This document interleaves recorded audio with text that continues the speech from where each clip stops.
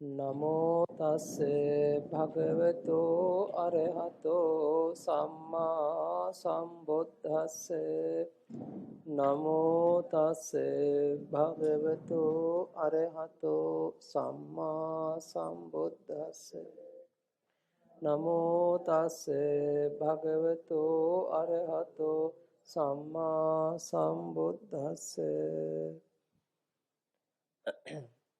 හොඳයි වාසනාවන්ත පින්වතුනි අද අපි දෙවෙනි පාඩම හැටියට අකුසල් සිත්ම තමයි කතා කරන්න තියෙන්නේ. දැන් ඊයේ දවසේ අපි කෙටියෙන් කතා කරගත්තා, කෙටියෙන් ඉගෙන ගත්තා අකුසල් සිත. එතන අකුසල් සිතේ ස්වභාවය. දැන් මතකයිද? අකුසල් සිතක් හටගන්න පුළුවන් ප්‍රධාන වශයෙන් මූල තුනක් තියෙනවා. හේතු තුනක් තියෙනවා. ලෝභ, ද්වේෂ, මෝහ. ලෝභය මුල් වෙලා හටගන්න සිත් ලෝභ මූල සිත්. ද්වේෂය මුල් වෙලා හටගන්නවා නම් ද්වේෂ මූල සිත්. මෝහය මුල් වෙලා හටගන්නවා නම් මෝහ මූල සිත්. එතකොට මේ ලෝභය මුල් වෙලා හටගන්න සිත් ලෝභය කියන්නේ ඇලීම, ආසාව, ලෙන්ගතුකම, තෘෂ්ණාව ආදී නොයෙක් නම් වලින් අපට මේ ලෝභය හඳුන්වන්න පුළුවන්. බුදුරජාණන් වහන්සේ මේ ලෝභය නම් 100කින් හඳුන්වලා තියෙනවා. ඒ නම් 100කින් ලේසි නෑනේ. ඒ කියන්නේ අපිට 100 ආකාරයකට මේ ලෝභය හට ගන්නවා කියන එක. නම් 100ක් කියලා කියන්නේ ආකාර 100ක්. නමුත් මේ අපි කතා කරේ ලෝභ සිතක් අපට ඇති වෙනකොට අපට දැනෙන ආකාරය. සමහරක් වෙලාවට ලෝභය ඇති වෙනවා දිට්ඨිය, වැරදි ග්‍රහණයත් එක්ක. දැන් සමහරක් වෙලාවට අපි වැරදි විදිහට වැරදි දෙයක් ග්‍රහණය කරගෙන අල්ලගත්තාම අල්ලගන්න දෙන පියලෙනවානේ. යමක් අපි දැන් උදාහරණයක් අපි ගත්තොත් එහෙම තමන්ගේම ශරීරයේ දැන් මගේ ආත්මය නැත්නම් මෙතන මම කියලා කෙනෙක් ඉන්නවා කියලා තමන් එතන ඇලෙනකොටම ඒ ඇලෙන්නේ ඒ මම කියන්නේ අල්ලගෙනනේ. අන්න එතනදී ඇති වෙන්නේ ලෝභය දිට්ඨිය සමග. සමහරක් වෙලාවට මේ ලෝභය ඇති වෙනවා මම තමයි මෙතන ප්‍රධානියා, මම තමයි නායකයා, මට තමයි සල්ලි තියෙන්නේ. අර මාන්නෙත් එක්ක අහංකාරකම උඩඟුකමත් එක්ක හිතේ ඇති වෙනවා ඇලීම. ඒකට අපි කියව ලෝභ මානය එක්ක ඇති වෙන සිතවිලි කියලා. නැත්නම් සිත්. තව සමහරක් වෙලාවට අපිට මේ දිට්ඨියයි මානයයි දෙකම හැර ඉබේම හිතේ ඇති වෙන ආසාව, ලෙන්ගතුකම, යම් දේවල් කැමැත්ත. අන්න ඒකට අපි කියන්නේ ලෝභය කිය. පිරිසුදු ලෝභය. එතකොට මේ කියන ලෝභ සිත නැත්නම් ලෝභය ප්‍රධාන සිත් වශයෙන් ගත්තොත් සිත් 8යි තියෙන්නේ. සිත් කීයේ තියෙන්නේ? සිත් 8යි තියෙන්නේ. දැන් සිත් 8 මොනවද කියලා දැන් මතකයිද? ඔන්න තමන් අතේ කොලයක් තියෙන කොලේ විස්තරේ තියෙනවා. දැන් පාලියෙන් හම්බෙච්ච කොලයක් තියෙනවද? හම්බෙච්ච නැති අයත් ඉන්නවා. වැඩිපුර තියෙනවද කියලා නැද්ද? ඔව් මේ ඒක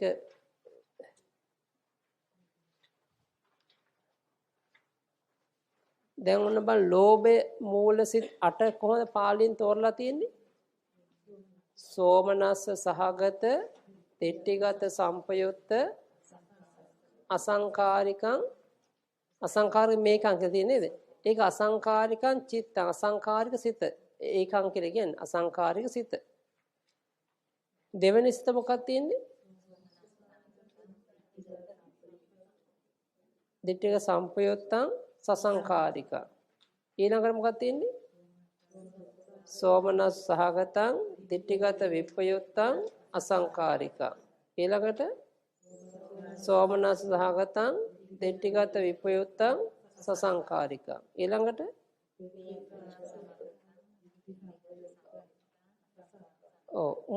මුලම් පිටුවේ තියෙන්නේ පිටුවංග කියන්නේ මුලම තියෙන්නේ.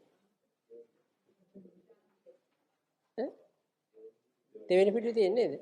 දෙවෙනි පිටුවේ තියෙන්නේ.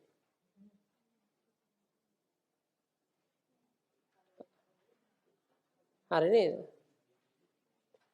දැන් එතකොට බලන්න ඔය කියන pāli වාක්‍ය 8ක් උතන තියෙනවනේ. සෝමනස්යෙන් පටන් ගන්නව 4ක් තියෙනවා. උපේක්ෂාවෙන් පටන් ගන්නව කීයක් තියෙනවද? 4ක් තියෙනවා. දැන් එතකොට මෙතනදී සෝමනස්ස කියලා කියන්නේ වේදනාව. මොකද්ද?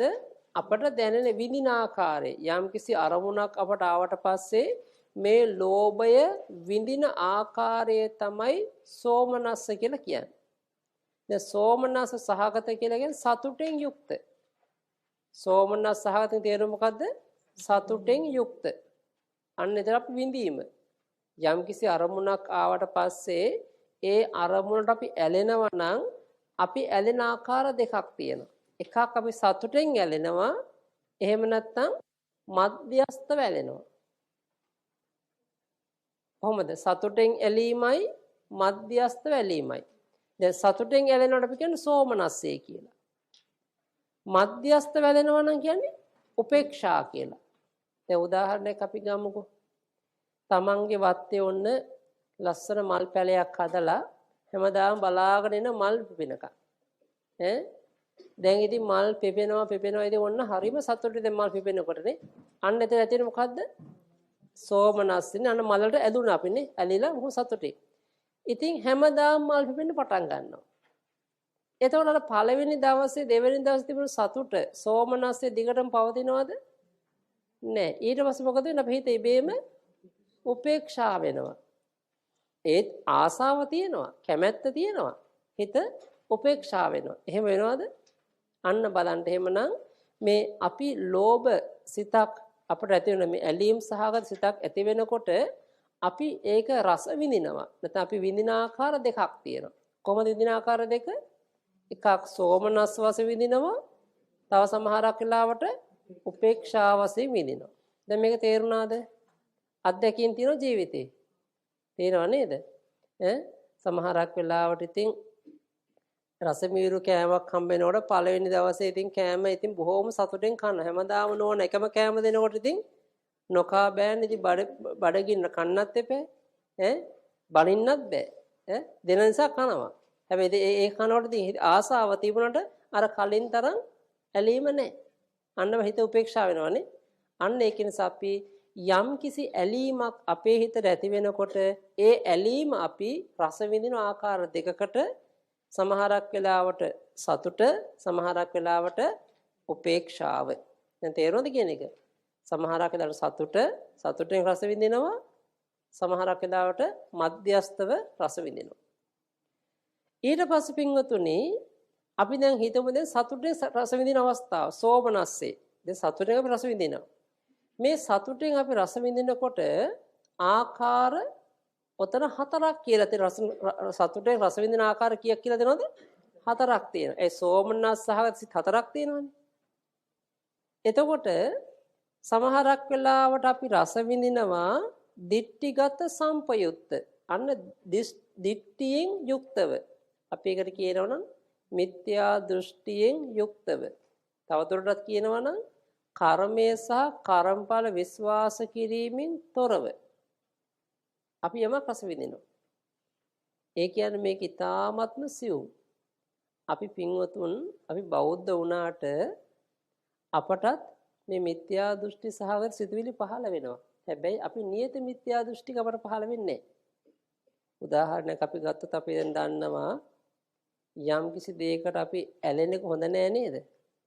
ඒ වුණත් අපි නොඇලී ඉන්නේ නේද? අපි ඇලෙනවනේ.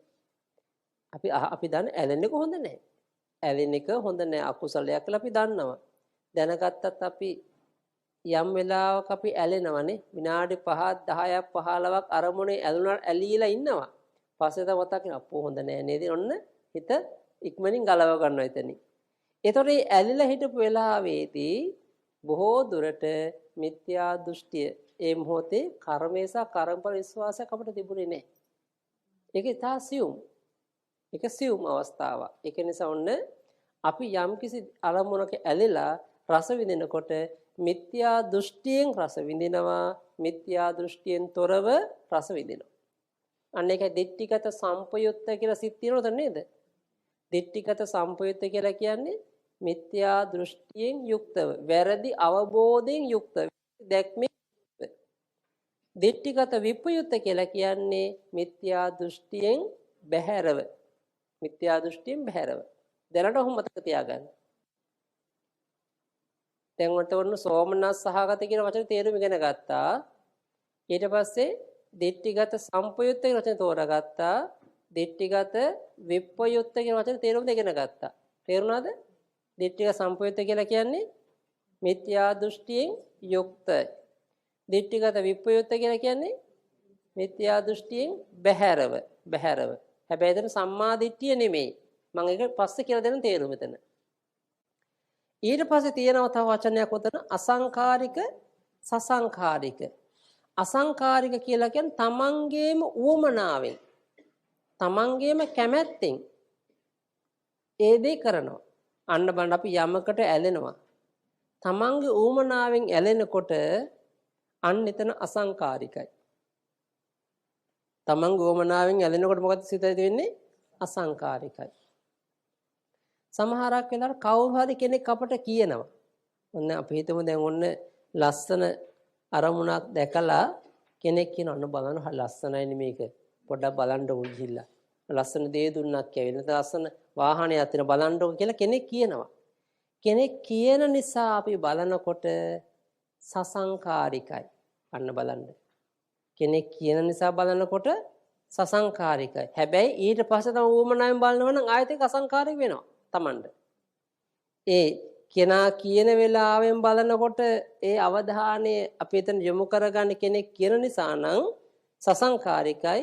ඊට පස්සේ තමන් ගුමනාවෙන් බලනකොට ආය සංකාරික වෙනවා. බලන්න හිතේ ස්වභාවය. දැක්කම හිත සිවුම් වශයෙන් හිත පෙරලෙන හැටි. ඒ වගේම තමයි සමහරක් වෙලාවට අපි දැන් හිතමුකෝ දැන් මේ තමන්ගේ හිත තම උකටෙලිකමින් කම්මැලිකමින් බෑ කිය අපි ඇලෙනවා ගිහිල්ලා අර හිතේ තියෙන මේ ඕමනාවක් නැතු හිත මන්දගාමී හිතෙන් යුක්තව පසුබට වීමෙන් යුක්තව අපි ඇලෙනකොටත් හිත සසංකාරිකයි. සසංකාරික ක්‍රම දෙකක් තියෙනවා. එකක් තමයි කෙනෙක් කියන නිසා සසංකාරිකයි. එහෙම නැත්නම් තමන්ගේම උත්සාහයක් නැතිව නිකන් මන්දගාමීව අර හිතේ පසුබට වීමක් ඇතිව කම්මැලිකමක් ඇතිව අපි ඇලෙනකොට සසංකාරිකයි. දැන් ඉතින් මේක දැන් අද ඉතින් මේ මෙතන ගැලපෙන මේ මාතෘකාවට ගැලපෙන උදාහරණයක් ගත්තොත් දැන් කුසලයේ පැත්තේ අසංකාරික ભેදේ තියෙනවනේ. දැන් කුසලයේ පැත්තේ අසංකාරික කියන්නේ දැන් හොඳ ඍතු විපර්යාස හොඳයි ඍතුව හොඳයි නම් ආහාර හොඳයි නම් පුද්ගලය හොඳයි නම් අපි හොඳට කුසල් කරන්න කැමතියි. දැන් ඍතුව දුර්වලයි සීතල අධිකයි. අපි කුසලයට එනවා අර කම්මැලි විහිතේ ඉන්නේ. ඒතකොට මේ කුසලයේ සසංකාරිකයි. අර එතකොට ඍතුවෙන් අපට බාධා වෙනකොට ආහාර වලින් බාධා වෙනකොට පුද්ගලයන්ගෙන් බාධා වෙනකොට අපි කුසල කරද්දී හැම වෙලේම කුසලේ පොඩ බලේ අඩු වෙනවා. අන්න සසංකාරික. අන්න ඒ වගේ අකුසලෙත් තියෙනවා. දැන් අපි කතා කරන අකුසලෙන්නේ. එන අකුසලයේදී ඔන්න සිතක් ඔන්න අසංකාරික වෙන්නේ තමන්ගේ උමනාවෙන් කරනවා නම් සසංකාරික වෙන්නේ කොහොමද? එක්ක කෙනෙක් කියන නිසා හරි තමන්ගේ තියෙන තමන්ගේ තියෙන මේ කම්මැලි අදහසින් හෝ එහෙමත් නැත්නම් මන්දෝත්සාහිකමින් යමක් කරනකොට දැන් එතකොට මෙන්න වචන ටිකේ තේරුම් හදාගත්තානේ. දැන් එහෙනම් අපි පළවෙනි සිත් හතරේ තේරුම් දැන් අපි බලමු හොඳට. පළවෙනි සිත මොකද්ද? සෝමනස සහගත, දිට්ඨිගත සම්පයුත්ත අසංකාරික. සෝමනස සහගත සතුටෙන් යුක්තයි. දිට්ඨිගත සම්පයුත්ත දෘෂ්ටියෙන් යුක්තයි. ඒ කියන්නේ මිත්‍යා දෘෂ්ටියෝ කර්මස කර්මඵල විශ්වාස නොකිරීම මිත්‍යා දෘෂ්ටියෙන් යුක්තයි. අසංකාරික කියලා කියන්නේ තමන්ගේම කැමැත්තෙන් උවමනාවෙන් කරනවා නම් යම් ක්‍රියාවක් අන්න පහළවන සිත. තේරුම් ලියාගත්තද? දැන් අපි දෙවෙනි හිතට යමු. දෙවෙනි සිත මොකද්ද? සෝමනස්ස සහගතං දිට්ඨිගත සම්පයුත්තං සසංකාරික. අන්න වෙනස සසංකාරික විතරයි. එහෙනම් සෝමනස්ස සහගත සතුටෙන් යුක්ත දිට්ඨිගත සම්පයුත්ත මිත්‍යා දෘෂ්ටියෙන් යුක්තව සසංකාරික කෙනෙක් කියන නිසා හෝ තමන්ගේ තියෙන මන්දෝත්සාහිකමින් යමක් කරනවා නම් පසුබට විමි යමක් කරනවා නම් බෑ බෑ කී යමක් කරනවා නම් අන්න දෙවෙනි හිත. දැන් තේරුණා කියන එක? ලියාගත්තද? අදහස හරිද? දැන් තුන්වෙනි හිත බලන්න. තුන්වෙනි හිත මොකද්ද? සෝමනස්ස සහගතං දිට්ඨිගත විප්පයුත්තං. අන්න තුන් විප්පයුත්තං. අසංකාරිකං. සෝමනස්ස සහගත කියන සතුටෙන් යුක්තයි. දිට්ඨිගත විප්පයුත්ත කියලා කියන මොකක්ද අපි කිව්වේ තේරුම? මිත්‍යා දෘෂ්ටියෙන් තොරව. අන්න මිත්‍යා දෘෂ්ටියෙන් තොරව නම් උතර තේරුම් දෙකක් තියෙනවා. අන්න සිත උපදින ආකාර දෙකක් උතර තියෙනවා. එක්ක සිත උපදින්න පුළුවන් මාන්නෙත් එක්ක. අන්න ලෝභය උපදිනවා නම් මාන්නෙත් එක්ක අන්න එතන අපි කියන්නේ දිට්ඨිගත විප්පයුත්තයි. ওই දිට්ඨියයි මාන්නයයි දෙක එකට දෙන්නේ නැහැ. හොඳට මතක තියාගන්න. දිට්ඨියයි මාන්නයයි කියන මේ සිතිවිලි දෙක එකවර උපදින්නේ නැහැ. දිට්ඨිය උපදින්නේ වෙනම මාන්නය උපදින්නේ වෙනම. මොකද දිට්ඨියයි මාන්නය දෙන හතුරෝ. දෙන්න යාළුවෝ නැහැ. එකට උපදින්නේ හිතවත්කමක් නැහැ. හේතු වෙයි සමහරක් වෙලාවට දිට්ඨියයි මාන්නයයි දෙක අපිට එක හා සමාන දැනෙන වෙලාවකට. හැබැයි මේක සිතිවිලි දෙකක්. සිත් දෙකක්. දිට්ඨියයි මාන්නයයි දෙක කවදාවත් එකට උපදින්නේ නැහැ. එකට අපිට දැනෙන්නේ නැහැ. යම් වෙලාවක දිට්ඨිය දැනෙනවා නම් මාන්නය දැනෙන්නේ නැහැ. මාන්නය දැනෙනකොට දිට්ඨිය දැනෙන්නේ නැහැ. අන්න දිට්ඨිගත විප්පයුත්ත කියලා කියන්නේ නේද? මොකද එක තේරුමක් තමයි මානය යෙදෙන්න පුළුවන්. අන්න අපි එතකොට අපි සතුටෙන් ආස්වාද කරනවා හැබැයි මාන්නින් ආස්වාද කරන්නේ. අන්න මාන්නින් ආස්වාද කරනවා තමන්ගේම උවමනාවෙන් අසංකාරිකයි. ඊට සෝමනස්ස සහගත සතුටෙන් යුක්තයි දිට්ඨිගත විප්පයුත්ත මාන්නෙන් යුක්ත මිත්‍යා දෘෂ්ටියෙන් බැහැරව හෙවත් මාන්නෙන් යුක්තව හෝ මාන්නෙන් යුක්තව ලියාගන්න කමන්න මාන්නෙන් යුක්තව ඊළඟට අසංකාරික තමන්ගේ මූමනාවෙන් අසංකාරික. එතකොට අසංකාරික කියලා කියන්නේ තමන්ගේ මූමනාවෙන්. තේරෙන්නේ නේද වචන?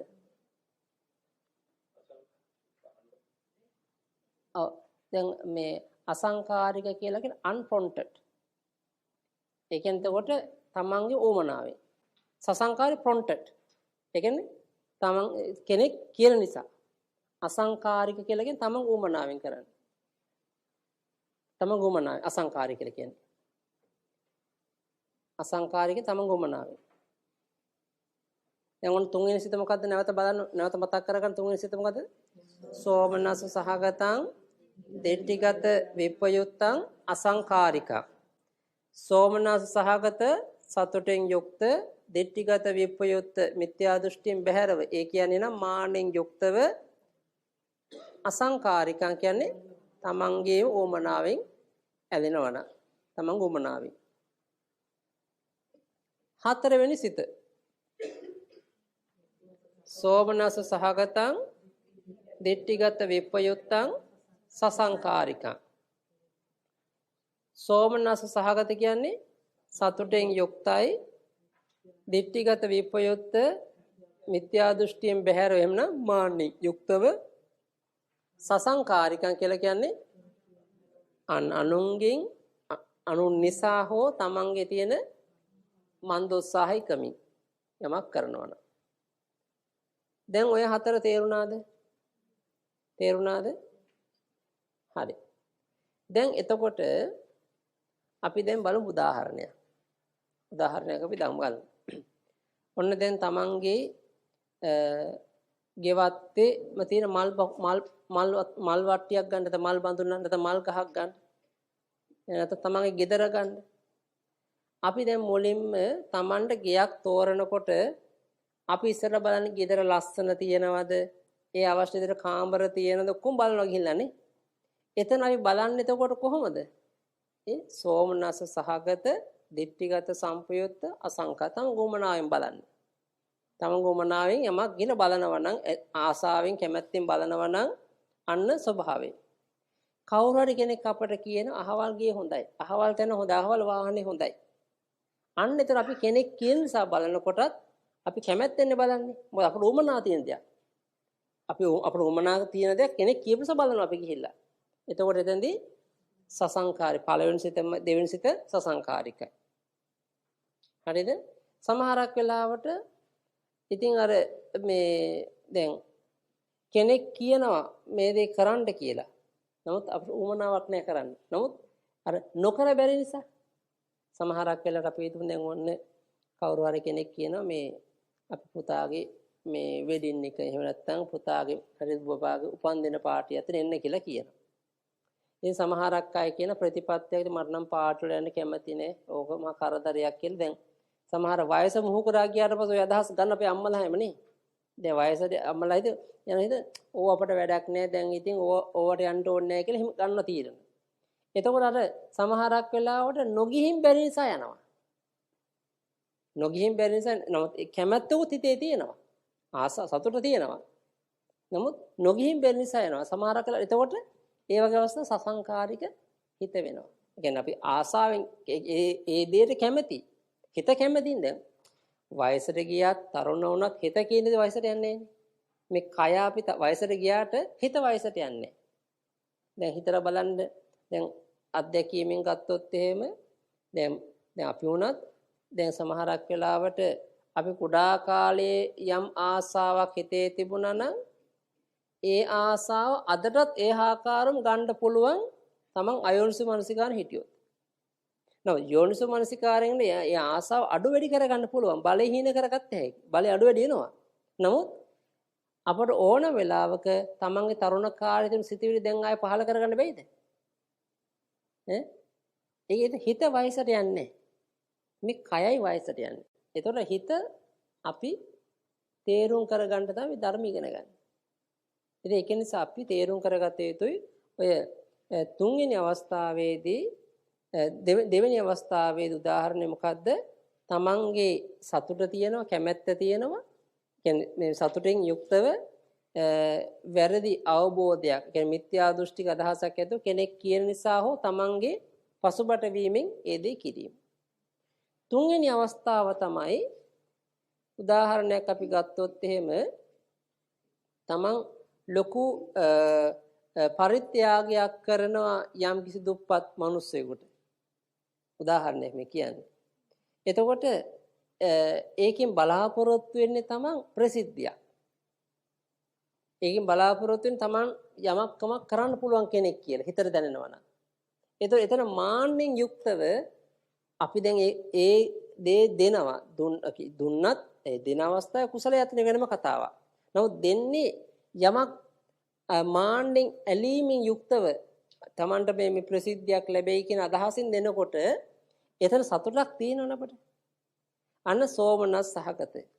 ඒ වගේම තමයි එතන මාන්නේ මුල් කරගත්ත නිසා දිට්ඨිගත විප්‍රයුක්තයි. මොකද දිට්ඨිය නෑනේ.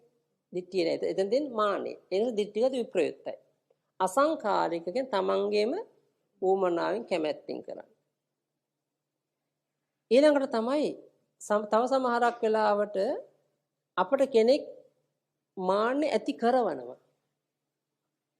ඒ කියන්නේ අපි යමක් කරලා අපිට මාන්නේ ඇති කරගන්න මාර්ගය පෙන්නනවා. ආවද සතුටු වෙන්න හාමුදුරුවෝ ගුණ කියන සතුටු වෙන්න කියලා අර කෙනෙක් කියන නිසා මාන්නේ හිතේ ඇති වෙනවා. එතකොට කෙනෙක් කියන නිසා නැති වෙන්නේ. අන්න එතකොට ඒ වගේ අවස්ථාවලදී සසංකාරිකයි හතරෙන් සිත උපදින්නේ. ඔය එක ණය ක්‍රමයක්. එක ක්‍රමයක්. ඔය දෙවෙනි ඒක පළවෙනි සිත් දෙක නෙමෙයි අවසාන එතන තියෙන දෙවෙනි සිත් දෙක තියෙන දිට්ඨිගත විප්‍රිත සිත් දෙක තියෙනවනේ. ඒ දිට්ඨිගත විප්‍රිත කියන එකේ එක තේරුමක් තමයි මොකද්ද මං කිව්වේ? මාන්නේ. තව තේරුමක් තියෙනවා දිට්ඨියයි මානයයි දෙකම නැතිව. දිට්ඨියයි මානයයි දෙකම නැතිව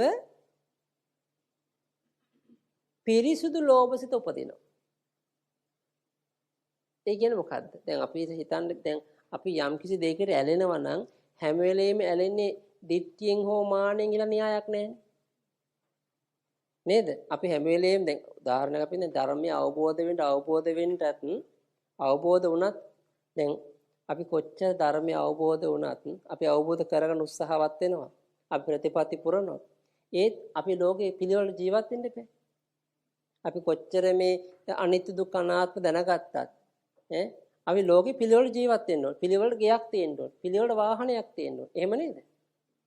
එතකොට අපි ඒ දේවල් ගත්තා කියලා, ඒ දේවල් තුළ අපි ජීවත් වුණා කියලා අපි මිත්‍යා දෘෂ්ටි, ඒ කියන්නේ දිට්ඨියෙන් තොරව, මාන්නෙන් තොරව අපි ජීවත් වෙනවා.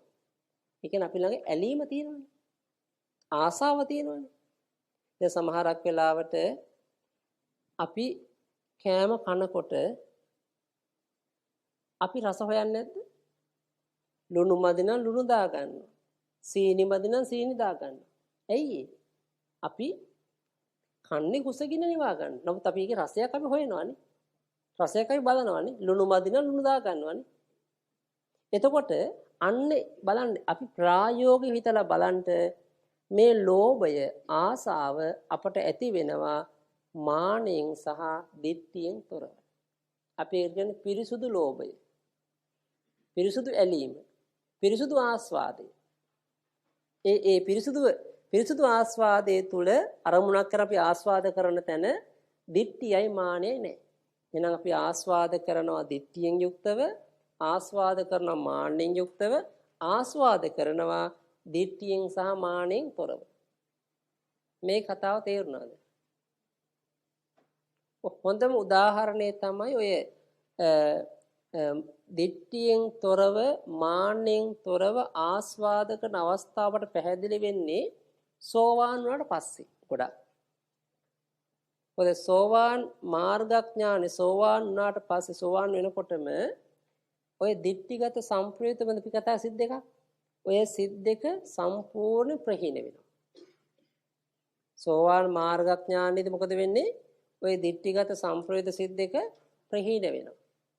ඒ කියන්නේ එතකොට සෝවාන් ආරයන් වහන්සේලාට මිත්‍යා දෘෂ්ටි සහගත සිතවිලි පහළ වෙනවද ආය? කවදාවත් පහළ වෙන්නේ නැහැ. ඒ ඇත්තොත් යම් දේවල් වල ආසා කරනවානේ. දැන් විශාඛා උපාසිකාව ගත්තොත් ඒ උපාසිකාව විවාහ වුණා, දරුමල්ලෝ හැදුවා, නේ මුණුබුරු මිනිබිරිව ආදරේ කරා, නැලෙව්වා, කොච්චර දේවල් කරාද? තමන් ඒ වගේම අර 27 කෝටියක් වටිනා මේල පළඳනාව කියන ලස්සන මාලයක් පළඳගෙන හිටියා. එතකොට එතුමිය තුල මාන්නය ඇති වුණා. මාන්නය තිබුණා. නමුත් හැම වෙලෙම මාන්නය තිබුණා කියලා කියන්න බෑනේ. එහෙනම් තිබුණේ පිරිසුදු ලෝභය, පිරිසුදු ආස්වාදය. ඇලීම තිබුණා. ඒ ඇලීම තමයි පිරිසුදු ලෝභය. ඒතකොට ඒ ඇලීම තුල ඇලෙන්න පුළුවන් සෝවාන් වුණාට පස්සේ ඇලෙන්න පුළුවන් මාන්නයත් එක්ක. ඒ ඇලීම මාන්නයත් එක්ක ඇති වෙන්න පුළුවන් විශාකාවට සෝවාන් වුණාට පස්සේ.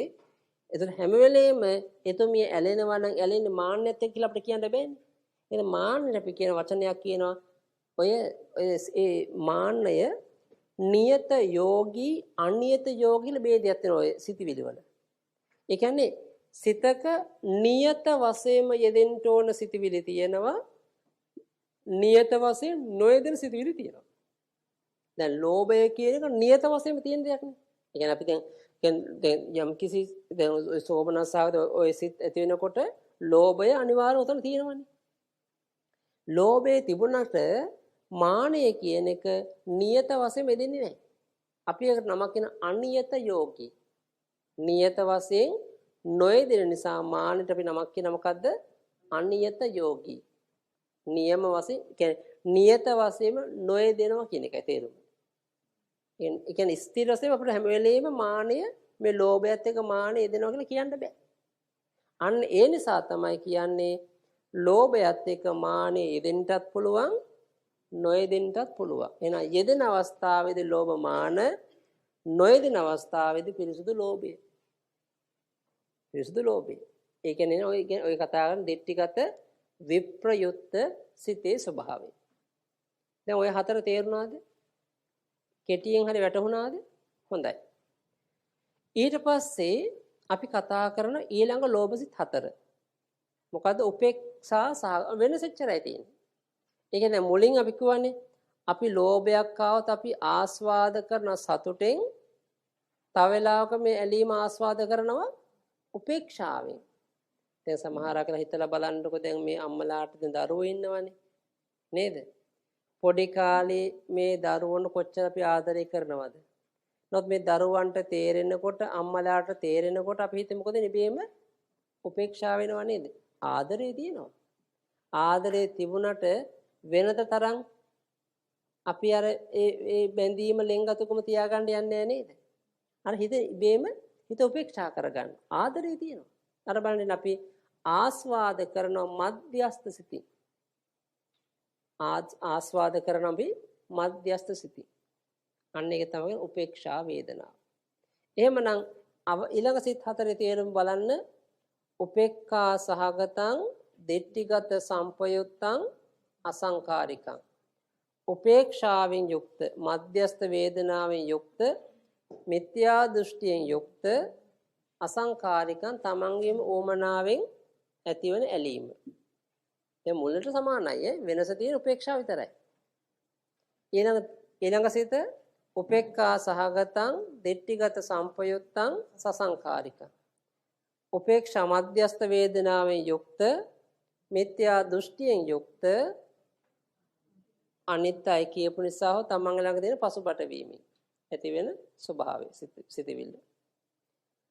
7 වෙනි සිත උපේක්ඛා සහගතං දිට්ඨිගත විප්පයුත්තන මධ්‍යස්ථ වේදනාව මිත්‍යා දෘෂ්ටියෙන් බැහැර වෙන. එතන මාන්නය දෙන්න පුළුවන්. එහෙම නැත්නම් පිරිසුදු ලෝභය. තේරුම් දෙකක් දැන්. ඊළඟ අසංකාරිකෙන් තමන්ගේ උවමනාවෙන් 8 වෙනි සිතෙවිදින් උපේක්ඛා සහගතං දිට්ඨිගත විප්පයුත්තං සසංකාරිකං. උපේක්ඛා සහගත කියන්නේ මධ්‍යස්ථ වේදනාව. ඊළඟට දිට්ඨිගත විප්පයුත්ත කියන්නේ මිත්‍යා දෘෂ්ටියෙන් බැහැරව. ඒ කියන්නේ එහෙම නැතන මාන්නය හෝ පිරිසුදු ලෝභය සසංකාරික කියලා කියන කෙනෙක් කියපු නිසා. එතකොට දැන් මම කිව්වා නේද ඊයේ ඔය ලෝභ සිත් 8 ආකාර 12ක් කියලා. දැන් 12 තේරුණාද? කොහොමද 12 තේරුණේ දැන්? අන්න මානෙන් යුක්ත 4යි මානෙන් තොරව පිරිසුදු ලෝභ සහගත 4යි. එතකොට දිට්ඨිය ලෝභය දිට්ඨිය සමග 4යි. හරිද? ආකාර 4යි. ඊළඟට ලෝභය මානෙ සමග ආකාර 4යි. ඒ දිට්ඨියයි මානෙ දෙකෙන් බැහැරව පිරිසුදු ලෝභය විතරක් තියෙන ආකාර 4යි. එතකොට මේ ලෝභ මානයටයි ඒ කියන්නේ ලෝභයයි මානයයි යෙදීමට සහ ඊළඟට පිරිසුදු ලෝභ වීම දෙකම සිද්ධ වෙන්නේ දිට්ඨිගත විප්‍රයුක්ත සිතේ ආකාර දෙකක්. ඒ කියන්නේ දිට්ඨිගත විප්‍රයුක්ත සිත් 4ක් උතන කියවනන්ද? සෝමනස් සහගත 2යි උපේක්ෂා සහගත 2යි. මෙන්න මේ සිත් 4ට අපි මොකද කිව්වේ? දිට්ඨිගත විප්‍රයුක්ත කියලා. මෙන්න මේ දිට්ඨිගත විප්‍රයුක්ත සිත් 4 අපට දැනෙන ආකාර කීයක් තියෙනවද? දෙකක් තියෙනවා. ලෝභය මානය කියන්නේ ඇලීම ආපි ආස්වාද කරන මාන්නෙන් යුක්තව සමහරවල් ආස්වාද කරනවා මාන්නෙන් තොරව. දැන් තේරුණාද කියන එක? පැහැදිලිද? හරි. දැන් එතකොට අපි හිතලා බලන්න දැන් අපි දැන් ඔන්න අපිට තියෙන කර්මපත කීයක් තියෙනවද? අපි අකුසල කාය කර්ම, වචී කර්ම, මනෝ කර්ම කියලා ගත්තොත් අපට අකුසල කර්ම තියෙනවනේ. කාය කර්ම මොනවද? කයෙන් වෙන වැරදි තියෙන මොනවද? ප්‍රාණඝාතය, අදින්නා දාණය, කාමේසු මිච්ඡාචාරය. අන්න 3ක් තියෙනවා. එහෙමනම් ප්‍රාණඝාත අකුසලය කෙලින්ම සිද්ධ වන්නේ ද්වේෂයෙන්. සතෙක් මරන අපි තරහ එන්නේ. හැබැයි ඒ සතා මරන්න යන ගමනේ ලෝභය මුලින් ඇතෙන්න පුළුවන් නේ. දැන් අපි හිතමු දැන් ඔන්න කෙනෙක් දඩේම යනවා. දඩේමේ යන්නේ විනෝදයක් විදිහට. දැන් මේ රටෙත් ඒවා තියෙනව නේද? හොබි එකක් විදිහට කාලෙන් කාලට තියෙනවනේ.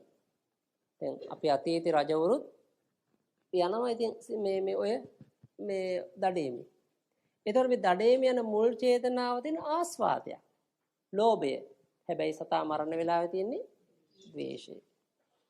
එතකොට අපි තේරුම් කර ගන්නට ඕනේ ඒ සතා මරන්න යන වෙලාවේ ඒ යන ගමනේදී ඒ ලෝභය ඇති වෙන ආකාරය ඔය අපි කතා කරමු සිත් 8ත් එක්ක. 8න් අපි ඒක තේරුම් තමන් හිතර ගන්න තම දැන් ඔන්න මම දැන් මේ දඩේ මෙද යන්න යන්නේ. එහෙනම් දැන් දඩේ දැන් මට මොනවා සිතත් පහළ වෙන්නේ. මොනවා සිත් පරම්පරාවද පහළ වෙන්නේ තමන් මේක හිතර තේරුම් කරගන්න දැන්. එතකොට දැන් දෙවෙනි එක තමයි සොරකම් කිරීම. කෙලින්ම සොරකම් කරන්න අපි ලෝභයෙන්. ලෝභ සිත් වලින් තමයි සොරකම් කරන්නේ. හරි නේද? එතකොට දැන් එන මේ ලෝභය කියන කර්මපති සිද්ධ වෙන්නේ අපි මේ කියන මේ ලෝභ සිත් 8න් සිද්ධ වෙන්නේ. 8න් එකක්. ඊළඟ කර්මපතේ මොකද්ද? කාමයේ වර්ධව හැසිරීම. ඒකාන්තයෙන්ම ලෝභයෙන්. ලෝභයෙන් තනව කාමාස්වාද කරන්න බෑ. ඇස පිනවන්න බෑ, කන පිනවන්න බෑ, නාසය පිනවන්නේ, දිව, කය මේ සිත ඔක්කොම පිනවන්නේ අපි ලෝභයෙන්. කාමේසු මිච්ඡාචාර කාමයේ වර්ධව හැසිරෙනවා කියලා කියන්නේ පංචකාම සම්පත් විඳිනවා කියලා කියන්නේ ලෝභය. ඊළඟට වචනේ වල වැරදි 4ක් තියෙනවා. බොරු කීම, කේලාම් කීම, පරස වචන කතා කිරීම, හිස් වචන කතා කිරීම. ලෝභයෙන් බොරු කියන්න පුළුවන්. සමහරක් වෙලාවට ඉතින් මේ මොකද තමන් කැමති දේ තමන්ට ගන්න ඕන නම් ඒක ගන්න හදන වෙන කෙනෙකුට බොරු කියලා ඔක තමන් කොහෙද හරව ගන්න පුළුවන් නේද? ලෝභයෙන් බොරු කියන්න පුළුවන්. කේලම් කියන්න පුළුවන් ලෝභයෙන්. ඇයි? සමහරක් වෙලාවට ලෝභ කියන්නේ ඒ දෙන්න වෙන් වෙනවා දකින්න ආසාවක් හිතේ තියෙනවා. ඒ ආසාව මුල් කරගෙන මේ කේලම් කියන පටන් ගන්න. හැබැයි අවසානයේ එතන ද්වේෂය වෙන්න පුළුවන්. මොකද එතන කේලම කියන්නේ ඒකට නපුරක් නේ කරන්නේ. ඊළඟට හිස් වචන අනිවාර්ය ලෝභයෙන්. ඒ අපි ඒ වගේ දැන් උදාහරණයක් අපි ගත්තොත් එහෙම දැන් වෙලාවකට අපි දැන් බණපදයක් බණ පොතක් ශ්‍රවණය කරන්න ඒ වෙනුවෙන් හිත යොමු කරන්නේ හරි අමාරුයි. නමුත් ගොසිප් වගේ දෙයකට හිත හොඳටම ඇදිලා යනවා. කෙනෙක් පටන් ගත්තොත් එහෙම වැල නොකෙඩි අදහස් ගලාගෙන එනවා. පැය ගණන් ඒ තුන හිත පවත්වන්න පුළුවන් නේ. අන්න බලන්න. දැන් ලෝභය. ඊට පස්සේ පරුසවචන කතා කිරීම ද්වේෂය. ඒ කියන්නේ ද්වේෂය. ඒක අපිට මේ ලෝභයට අදාළ නැහැ. ඊළඟ සිතින් වෙන වැරදි කීයක් තියෙනවද? 3ක් තියෙනවා. අවිජ්ජා, ව්‍යාපාද, මිච්ඡා දිට්ඨි. අවිජ්ජාව කෙලින්ම ලෝභයි, මිච්ඡා දිට්ඨිය ලෝභයි. තේරුණාද කියන්නේ? අන්න එහෙනම් මතක තියාගන්න අපට මේ ලෝභ සිතිවිල්ලක්. ඒ කියන්නේ අපි දැන් යම් වෙලාවකදී සොරකමක් කරනකොට අනිවාර්යෙන් සොරකමේදී කාමයේ වර්ධ හැසිරෙනකොට, බොරු කියනකොට, කේලම් කියනකොට, හිස් වචන කතා කරනකොට ඒ වගේම තමයි අපි දැඩිසේ ආසාව ඇති කරගන්න මේ වස්තු තෘෂ්ණාව ඇති කරගන්නකොට මිත්‍යා දෘෂ්ටි පහළ වෙනකොට ඒ සියල්ල ඇති වෙන්නේ ලෝභය මුල් වෙලා. අන්න එහෙමනම් තමන්ට පුළුවන් තමන්ගේ තින් අකුසලයක් වෙනකොට ඒ අකුසලයට හේතු වෙන සිත මොකද්ද? හේතුව මොකද්ද කියලා තමන්ම නුවණින් විමසා බලන්න ඕනේ. ඒක තමයි වැදගත් වෙන්නේ. තේරුණාද? දැන් ඊට පස්සේ අපි ගමු ද්වේෂ මූල සිත් දෙකක් තියෙන ප්‍රධාන වශයෙන්. ද්වේෂ මූල සිත් කීයක් තියෙනවද? දෙකක් තියෙනවා. කොහොමද දෙක තෝරන්නේ? පාලියෙන් කොහොමද කියලා තියෙන්නේ? දෝමනස්ස සහගත, පටිග සම්පයුත්ත, අසංකාරික. දෝමනස්ස සහගත. දෝමනස්ස සහගත කියලා කියන්නේ මානසික දුක් වේදනා. අන්න බලන්න. දැන් කෙනෙකුට මානසික දුකක්, හිතේ කම්පනයක් ඇති වෙනවා නම් හැම වෙලේම ඇති වෙන්නේ ද්වේෂය නිසායි. අපි දැන් අඬා වැළපෙනවනේ ද්වේෂය නිසායි. තමන්ගේ දැන් ඔය ඥාති කෙනෙක් එහෙම මේ පරිලෝක ගියාට පස්සේ තමන් අඬනවනේ දුක් වෙනවනේ. ඇයි? තමන් ආදරය කරපු දේ කැමති දේ තමන්ව අත්හැරලා ගිය නිසා. අන්න ද්වේෂය. දෝමනස සහගත කියලා කියන්නේ මොකක්ද තේරුම? මානසික දුක් වේදනාව. දෝමනස කියන්නේ මානසික දුක් වේදනාව. පටිඝ සම්පයුත්ත කියලා කියන්නේ හැප්පීම. ඒ කියන්නේ පටිඝය කියන්නේ ගැටීම. ගැටීමෙන් යුක්ත. ඒ කියන්නේ අපි හැම වෙලේම අරමුණත් ගැටෙනවා. එහෙනම් ද්වේෂය ඇති වෙන්නේ ගැටීමත් එක්ක. යම් යම් අරමුණුත් අපි ගැටෙනවා නම් ඒ ගැටෙන සෑම වෙලාවකම තියෙන මොකක්ද එන ද්වේෂය. එහෙනම් දෝමනස සහගත කියන්නේ මානසික දුක් වේදනාව. පටිඝ සම්පයුත්ත කියලා කියන්නේ එතකොට ද්වේෂ ගැටීම. ද්වේෂය කියන්නේ ගැටීම. ඒ අසංකාරික කියන්නේ තමන්ගේම ඕමනාවෙන් තමන් ගැටෙනවා. යම් යම් අරමුණුත් එක්ක තමන් ගැටෙනවා. යම් යම් පුද්ගලයන්ට අපි ගැටෙනවා. යම් යම් දේවල් අපි ගැටෙනවා. මේ ගැටෙන සෑම අවස්ථාවකම තියෙන මොකද්ද? ඔය ස්වභාවය. සෝමනස සහගත නෙමෙයි, උපේක්ඛා සහගත නෙමෙයි. එහෙනම් අපි ගැටෙන්නේ හැම වෙලෙම මානසික දුක් වේදනාවේ, චිත්ත පීඩාවේ. අනේක දෝමනස් සහගත කියලා කිව්වේ. එහෙමනම් ඔන්න අපේ හිතේ අපි අරමුණක් රස විඳින ආකාර තුනක් තියෙනවානේ. අපි අරමුණක් අතර රස විඳින ආකාර කීයක් තියෙනවද? තුන. එක්ක අපි සතුටෙන් ආස්වාද කරනවා.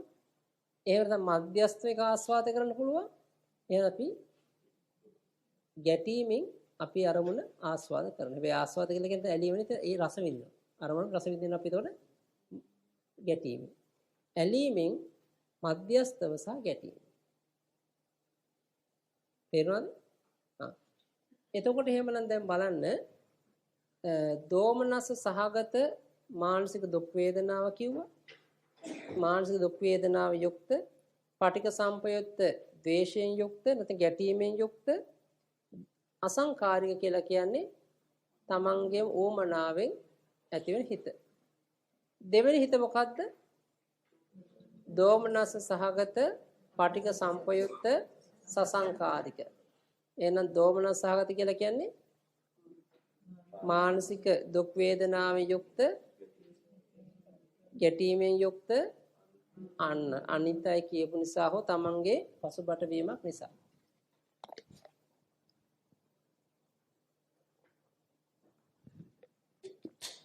එතකොට දැන් බලන්න මෙතනදී දැන් ওই ද්වේෂය අපි ඔය සිත් දෙක ප්‍රධාන වශයෙන් කොටස් කීරවියේ බෙදුවද? හතරකට බෙදුවනේ. කොටස් කීරවියේ බෙදුවද? හතරකට බෙදුවා. ද්වේෂය තනියම පුළුවන් ද්වේෂය ඇති වෙන්න. ද්වේෂය පිරිසුදු ද්වේෂය. තව සමහරක් වෙනකොට අපිට හිතේ ඇති වෙන පින්ව තව සිතිවිලි තුනක් තියෙනවා. ඊර්ෂ්‍යාවයි, මසුරුකමයි, පසුතැවිල්ලයි. ඊර්ෂ්‍යාව ඇති වෙන්නේ ද්වේෂයත් එක්ක.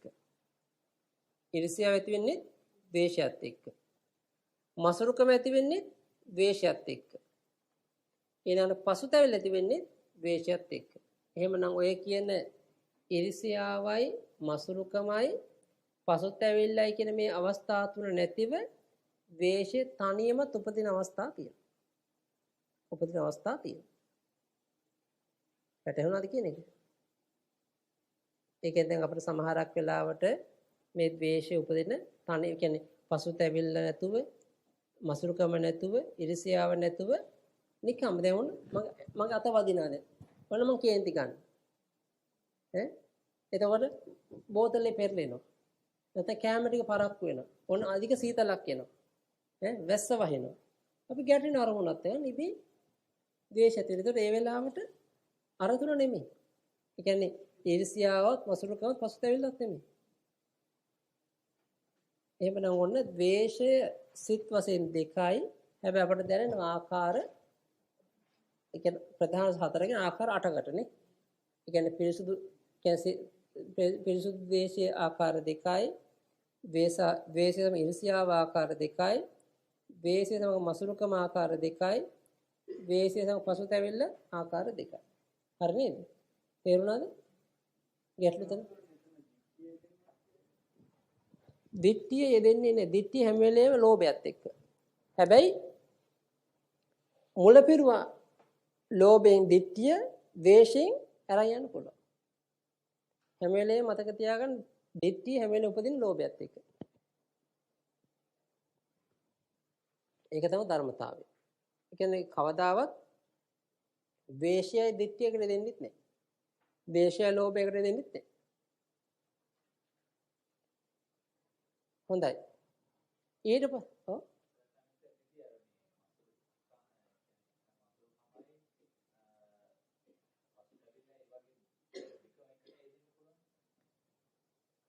බෑ. මොකද හේතුව මසුරුකමින් පස්සේ පසුතැවිලි තියෙන්නේ. ඒ කියන්නේ ඒ සිත ඇති වෙන්නේ. ඒ සිත ඇති වෙන්නේ. ඒක නිසා තමයි අර ඉරිසියාව මසුරුකම පසුතැවිලි කුක්කුච්චේ කියනවා වෙන් කරලා පෙන්නලා තියෙන්නේ. වෙන් කරලා පෙන්නලා තියෙන්නේ.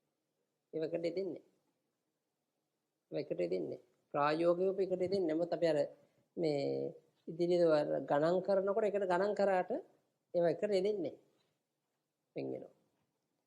ඊට පස්සේ අපි ගමු මෝහ සිද්දේක. ඒක නම් ලේසියිනේ. 아무තුනේ ඊයේ මම පැහැදිලි කර දුන්නා.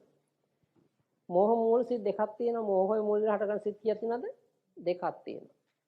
පළවෙනි හිත මොකද්ද? උපේක්ඛා සහගත විචිකිච්ඡා. උපේක්ඛා කියන්නේ මධ්‍යස්ථ වේදනාව, විචිකිච්ඡා කියන්නේ සැකය. ඒවට අසංකාරික සසංකාරික ભેදයක් නැහැ. අසංකාරික සසංකාරික ભેදයක් නැහැ. අන්න එහෙනම් මොකද්ද ඉතින් ඇති වෙන්නේ? උපේක්ෂා සහගත විචිකිච්ඡා කියන සැකය. යම් කිසි සැකයක් ඇති වෙනකොට අපි ඒ සැකයත් එක්ක අපි ඇලෙන් ආස්ම කියන්නේ සෝමනස් සහගත සැකයක් ඇති වෙන්නේ නැහැ. දෝමනස් සහගත සැකයක් ඇති වෙන්නේ අපි හැම වෙලේ හිත මධ්‍යස්ථ කුතුහලෙන්නේ. කුතුහලයක් කියනකොට දෙගිඩියාව. දැන් කුතුහලයේ දෙගිඩියාව තුල සතුටක් නැහැ දුකක් නැහැ. හිත මධ්‍යස්ථයි. කෝකද හරි කෝකද වැරදි. අර දෙගිඩියාව තියෙන්නේ. වෙන්නේ නැහැ. මේ විචිකිච්ඡාවට තමන් ඕමනාවෙන් කරත් විචිකිච්ඡා සංප්‍රයුක්තයි කෙනෙක් කිව්වත් විචිකිච්ඡා සංප්‍රයුක්තයි ඒ සිතේ අසංකාර සංකාර ભેද පෙන්වන්නේ නෑ. ඇති වෙනවා. සැකේ ඇති වුණාට අපි ඒතර වෙන් කිරීමක් කරන්නේ අසංකාර සංකාර වෙන් කිරීමක් කරන්නේ. ඒක හේතුව මොකද? මහත්ය සැකේ කියන එක අපට මේ ඒක හැම වෙලේම අපි බලන්නේ මේ දෙපැත්තටනේ. ඒක ස්ථිර නෑනේ. ඒ සැකේ කියන එක ස්ථිර නෑ හැම වෙලේම වෙනස් වෙනවා. එතකොට දැන් සමහර ඒ කියන්නේ කෙනෙක් කිව්වොත් තමන් ඕමනාවෙන් ගත්තත් ඔය සැකේ කියන එක ඒ මොහොතටයි මහත්ය බලවත් වෙන්නේ. සැකේ කියන එක ඒ මොහොතට බලවත් ඒක දිගට පවත්වන්න බෑ. දැන් උදාහරණයක් කියන්න බලන්න දැන් තමන්ට යම්කිසි සැකයක් ඇති වුණා කියන මොකක් හරි දෙයක. ඒතකොට ඒ සැකය ඒ මොහොතේ බොහොම ශක්තිමත්. වෙනවද නැද්ද? නැහැ. ඒ මොහොතේ ශක්තිමත් වෙන්නේ නැහැ. සැකේ. හැබැයි සැකේ ඒ මොහොතේ ශක්තිමත් වෙන්නේ නැති වුණාට පස්සේ ඒක අපි දිගටම ඇදගෙන යනවා. ඔව්. ඒ වුණත් ওই සිතම තමයි. ඒ වුණත් ඔය කියන විචිකිච්ඡා සම්ප්‍රයුක්ත සිතමයි. ඒ විචිකිච්ඡා සිතට අපි අසංකාරික සංකාරී ભેදයක් පෙන්වන්නේ. ඒක ස්වභාවයෙන්ම අසංකාරික. ඒක කෙනෙක් කිව්වත් නොකිව්වත් තමන් කරත් අනිත් අය කිව්වත් අසංකාරිකම ඒක. ඒ මෝහ මූල සිද්දේක අසංකාරිකයි. ඒක ධර්මතාවය. ඒක හේතුව දැන් අර ලෝභ සිත් වගේ නෙමෙයි. ලෝභය ද්වේෂය කියන ඒවට කෙනෙක් කියනකොට තමන් උවමනාවෙන් ගන්න ඇලීමයි කෙනෙක් කියනකොට ඇලෙන එකයි ආකාර වෙනස තේරෙනවා. ඒ සැකය කියනකොට වෙන්නේ තමන්ට ඒ මොහොතේ ඇති වෙන සැකය සමහරක් ඒ මොහොතේ ඇති වෙන සැකය දුබලයි. හැබැයි ඒක හිතේ දිගට පවත්වාගෙන යන්න පුළුවන්. ඒක තමයි කියන්නේ ඒ මහත්ය ඔය සැකය කියන එක අපට ඇති වෙනකොට ඒ අරමුණ ඒ මොහොතට ශක්තිමත් නැහැ. හැබැයි පස්සේ පවතින දිගට ඒ සැකය කියන්නේ. ඊළඟ උද්දච්චයත් එහෙමයි. උද්දච්චය කියන සිතේ වෙනස මොකද්ද? ඒ මොහොතට බලවත් එයා. මොහොතට බලවත් දිගට පවත්වන්න බෑ. ඒ කියන්නේ මොකද්ද? මොන සැකයයි මේ උද්දච්ච කියන්නේ සැකය විචිකිච්ඡාවගේ සහ උද්දච්ච වෙනස. විචිකිච්ඡාව ඒ මොහොතට බලවත් නෑ. හැබැයි ඒක දිගට පවත්වන්න පුළුවන්. ඒ මොහොතට බලවත් නැති වුණාට දිගට පවත්වන එක මහ විශාල බලවත් අකුසලයක් අපිට ඇති කරන්න පුළුවන්. උද්දච්චය ඒ මොහොතට බලවත් හැබැයි ඉස්සරහට පවත්වන්න බෑ. හොඳම උදාහරණේ දැන් මේ පින්වතුන් භාවනා කරන ලා හිතන්න. භාවනා කරන වෙලාවට භාවනා අරමුණේ හිත තියෙන්නේ නැතුව එක එක අරමුණු කරා දුවනවනේ. හිත දුවනවනේ. හිත හෙට මෙහෙට දුවනවද ඉවරයක් නැහැ. හැබැයි භාවනා දැන් පෑ භාගයක් හරි පරියන්ගෙන නැගිට්ටට පස්සේ ඔය පින්වතුන් මතක් කරන්න පුළුවන් හිත කොහෙද ගියේ කියලා. හිත කොහෙද ගියේ ලොකු මතක් කරන්න පුළුවන්ද? බෑ. ඒ කියන්නේ තමන් වැඩක් කරන වෙලාවේ හිත පිට ගිය වාරවල් ගාන ගිහිලා මොනවද ගත්තේ කියලා අපිට මතක් කරන්න බෑ. හේතුව මොකද? එතකොට ඒ වෙලාවේ ඒ පහළ වෙච්ච උද්දච්ච සිතිවිලි හරි බලවත් වුණා භාවනා කමටහන් හිත වටවන්න. භාවනා කමටහන් හිත වටවන්න හිත බලවත් වුණා. හැබැයි ඒ වෙලාවට විතරයි ඒ මොහොතේ මේක ඇති වෙලා නැති වෙලා ගියා නැවත ඒකේ මතක් වෙන්නේ නැහැ. දැන් සමහර අකලගෙන් භාවනා කරනකොට ඔන්න මතක් වෙන කවදාවත් හිතපු නැති දේවල්. කවදා කියපු දේවල් මතක් කරලා අපට එනවා. හැබැයි ඒ වෙලාවට විතරයි. පස්සේ නැගිටිනොත් මොකුත් නැහැ. එහෙම නේද? අන්න ඒක විසිරීම තමයි. ඒ උද්දච්ච විසිරීම. ඒ අපේ හිත විසිරෙන අරමුණු එකින් එකට ඒ මොහොතට බලවත් වුණාට පස්සේ ඒවා අපට පිටිපස්සේ පන්නන්නේ. පිටිපස්සේ පන්නන්නේ නැති නිසා ඒ උද්දච්ච සිතට පුළුවන්කමක් නැහැ ප්‍රතිසන්දියක් ගෙන දෙන්න. අන්න ඒක වැදගත් වෙනවා. උද්දච්ච සිතට පුළුවන්කමක් නැහැ ප්‍රතිසන්දියක් ගෙන දෙන්න. ඒ කියන්නේ උද්දච්ච සිතෙන් අපි කොච්චර අපේ අකුසලයක් අපේ වෙන්න ගියත් ඒ අකුසල බලවත් වෙන්නේ නැහැ. ඒ අකුසල බලවත් වෙන්නේ නැහැ හේතුව ප්‍රතිසන්දියක් ගෙන දෙන්න හයිය නැහැ. හැබැයි අනිත් අකුසාසිත 11ටම බලයේ තියෙනවා ප්‍රතිසන්දියක් ගෙන දෙන්න. ඒ කියන්නේ ඊළඟ මේ ආත්මය අපි කරගන්න ලෝභ සිතකින් හෝ ද්වේෂ සිතක ප්‍රතිඵලයක් විචිකිච්ඡා සිතේ ප්‍රතිඵලයක් හැටියට ඊළඟ ආත්මේ අපි උප්පත්ති ලබන්න නරක ආදී සතර අපේ උපදින්න පුළුවන්. හැබැයි උද්දච්ච සිතට ශක්තියක් නැහැ ඊළඟ ආත්මේ ප්‍රතිසන්දියක් ගෙන දෙන්න. අන්න ඒක තමයි වෙනස. උද්දච්ච සිතේ විචිකිච්ඡා සිතේ. ඒත විචිකිච්ඡා සිත ඒ වෙලාවට බලවත් නැති වුණාට එයා එකිනෙකට දිගට කියලා විශාල බලයක් හදන්න පුළුවන්. විශාල කර්මයක් හදන්න පුළුවන්. උද්දච්චයට ඒ මොහොතේ බලවත් වුණාට එයාට දිගට යන්න බෑ කර්මයක් හදන්න. අන්න ඒක තමයි වෙනස. දැන් තේරුණාද කියන්නේ? ඔව් ප්‍රබල. ඒ නිසා භාවනා කරද්දී අපිට හැම වෙලෙම බාධා කරන්නේ. ඒ වෙලාවට බලවත්. ඒ වෙලාවට බොහොම බලවත්. හරිද? දැන් තේරුණාද? ඔය මම කෙටියෙන් කියලා දුන්නේ අකුසාසිත කියන්නේ. අකුසාසිත ගැන කෙටියෙන් කියලා දුන්නා. ඉතින් ඒක නිසා අකුසල් සිත් 12 අපිට ඉගෙන ගත්තා. ඉතින් මේ අකුසල් සිත් 12ට අමතරව තව අපට තියෙනවා තව ගොඩක් පාඩම් වල ඉගෙන ගන්න දේවල් තියෙනවා. ඉතින් අපි මේ අකුසල් සිත් 12 දැන් තමන් නැවත බලන්න මතක තියාගන්න උත්සාහවත් වෙන්න. මේ සම්බන්ධව තිබෙන තව පොත්පත් තියෙන කරුණු කියවලා බලන්න. මම කියලා දුන්නේ කෙටියෙන් තේරෙන විදිහට සහ තේරෙන භාෂාවෙන් කියලා දුන්නේ. ඊළඟට අපිට හෙට දවසේදී කියලා දෙන්න ඊළඟ දවසේ අපි කියලා දෙන්න බලාපොරොත්තු වෙන අහේතුක සිත්. අහේතුක කියලා කියන්නේ හේතු නැති සිත්. දැන් ඒ කියන්නේ අපි දැන් ගත්තොත් එහෙම දැන් ගස් ගත්තොත් එහෙම සමහරක් මේ මුදුන් මුල සහිත ගස් තියෙනවනේ නේද? මුදුන් මුල සහිත ගස් වල ස්වභාවය කොච්චර කැපුවත් ලියලනවනේ. ඒකේ තියෙන ශක්තියක් නේ. ඒ ගසේ ශක්තියක් තියෙන පොළොව ඇතුළට කිඳා බැසීමක් තියෙන. ඒ වගේ තමයි මේ ලෝභය, ද්වේෂය, මෝහය මුල් වෙලා හටගන්න සිත්වල බලයක් තියෙනවා. ඒක ඇතුළට බැස ගැනීමක් තියෙනවා. ඒ වගේ ඒ කොච්චර කප කප අයින් කරත් නැවත නැවත ලියවෙන ගතියක් තියෙනවා. ඒකේ ශක්තිය තියෙනවානේ. ඒ වගේ තමයි අලෝභ අදෝ සමෝහ. මේ ඒ කියන්නේ එහෙනම් ගසක අර මුදුන් මුල හා ඒ අනිත් මුල් වලින් ඒ ගස ශක්තිමත් කරනවා වගේ අපිට මේ පහළන සිත් බලවත් වෙන්නේ ලෝභ දේශ මෝහ අලෝභ අදෝ සමෝහ මත. අහේතුක කියලා කියන්නේ හරියට අර මුදුන් මුලක් නැති ශේෂ මුල් විතරක් තියෙන ගස. පොළොව උඩ මතු පිටින් ගහක් වගේ තමයි. ඒක ශක්තිමත් නේ. දැන් තල් ගහේ කරටි බින්දුන මොකද වෙන්නේ? ආයි ලියලනවද? ලියලන්නේ. ඒ වගේ අහේතුක කියලා කියන්නේ බලයක් නැහැ. ඒ කියන්නේ ලෝභ දේශ මෝහ අලෝභ අදෝ සමෝහගේ මේ හේතු කිසි දෙයක් දෙන්නේ නැහැ. ඒක අපි අහේතුක කියලා කියන්නේ. එහෙනම් අපි අපිට ඊළඟ දවසේ සිද්ධ වෙනවා අහේතුක සිත් ගැන කතා කරන්න. ඒ අහේතුක සිත් බොහොම මේ ඒකත් තරකාන්විත පාඩමක්. මොකද හේතුව ඒක කොහොමද වෙන්නේ කියන එක. මොකද අහේතුක සිත් උතන 18ක් කියවෙනවා ඊළඟ පාඩමේ. අහේතුක සිත් කියනවාද 18ක් කියවෙනවා. ඒ 18 තුල කියවෙනවා අහේතුක කුසල විපාක කියලා සිත් 8ක්.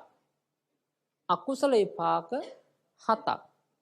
අහේතුක ක්‍රියාසිත 3ක් කියලා කියවෙනවා. ඒ වචන අලුත් වචන පින්වතුන් අලුත් අයට අහේතුක කියලා කියන්නේ මම කියන්නේ හේතු නැහැ කියලා. කුසල විපාක කියනකොට හේතු නැති කුසල විපාක. කුසලයන්ගේ විපාක. තේරෙනවද ඒක? අකුසල විපාක කියන්නේ අකුසලයන්ගේ විපාක. අහේතුක ක්‍රියා කියලා කියන්නේ හේතු නැති ක්‍රියා.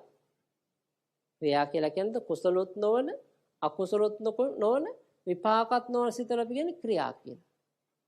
ඒක ක්‍රියා මාත්‍රමේ කර්මයක් රැස් වෙන්නේ. දැන් විපාක කියන්නේ විඳීමක් අපි. කුසල අකුසල කියන්නේ රැස් කිරීමක්. කුසල අකුසල රැස් කරන නිසා ඒකේ ප්‍රතිඵල විපාකනේ. ක්‍රියාව කරන්නේ මොකද? කුසලොත් නෙමෙයි අකුසලොත් නෙමෙයි විපාකත් ක්‍රියාව. ඒ කර්මයක් රැස් වෙන්නෙත් නේ විදීමුකුත් නේ.